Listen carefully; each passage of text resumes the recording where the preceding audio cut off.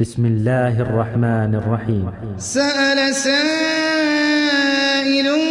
بعذاب واقع للكافرين ليس له دافع من الله ذي المعارج تعرج الملائكة والروح إليه في يوم كان مقداره 50,000 سنة فاصبر صبرا جميلا إنهم يرونه بعيدا ونراه قريبا يوم تكون السماء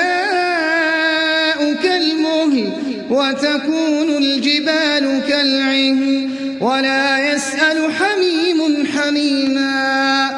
إنهم يرونه بعيدا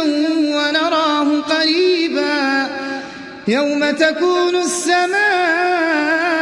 كالمهل وتكون الجبال كالعهن ولا يسأل حميم حميما يبصرونهم يود المجرم لو يفتدي من عذاب يومئذ ببنيه وصاحبته وأخيه وفصيلته التي تؤويه ومن في الأرض جميعا ثم ينجيه كلا إنها لظى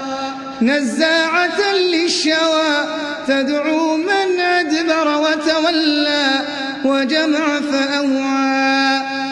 كلا إنها لظى نزاعة للشوى تدعو من أدبر وتولى وجمع فأوعى إن الإنسان خلق هلوعا إذا مسه الشر جزوعا وإذا مسه الخير منوعا إلا المصلين الذين هم على صلاتهم دائمون إن الإنسان خلق هلوعا إذا مسه الشر جزوعا وإذا مسه الخير منوعا إلا المصلين الذين هم على صلاتهم دائمون والذين في أموالهم حق معلوم للسائل والمحروم والذين يصدقون بيوم الدين والذين هم من عذاب ربهم مشفقون والذين هم من عذاب ربهم مشفقون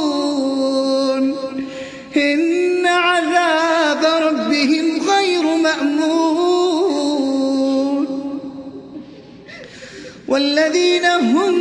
من عذاب ربهم مشفقون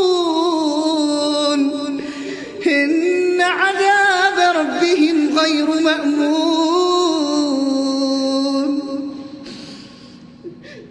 والذين هم لفروجهم حافظون إلا على أزواجهم أو ما ملكت أيمانهم فإنهم غير ملومين فمن ابتغى وراء ذلك فأولئك هم العادون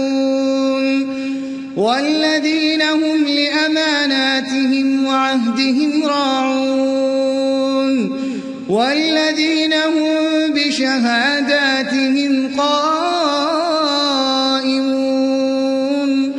والذين هم على صلاتهم يحافظون أولئك في جنات مكرمون فما للذين كفروا قبلك مهطعين عن اليمين وعن الشمال عزين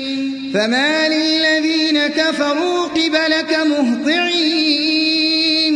عن اليمين وعن الشمال عزين أيطمع كل امرئ منهم أن يدخل جنة نعيم كلا إنا خلقناهم مما يعلمون فلا أقسم برب المشارق والمغارب إنا لقادرون على أن نبدل خيرا منهم وما نحن بمسبوقين فذرهم يخوضوا ويلعبوا حتى يلاقوا يومهم الذي يوعدون يوم يخرجون من الأجداث سراعا كأنهم إلى نصب يوفضون خاشعة أبصارهم ترهقهم ذلة ذلك اليوم الذي كانوا يوعدون فذرهم يخوضوا ويلعبوا حتى يلاقوا يومهم الذي يوعدون يوم يخرجون من الأجداث سراعا كأنهم إلى نصب يوفضون خاشعة أبصارهم ترهقهم ذلة ذلك اليوم الذي كانوا يوعدون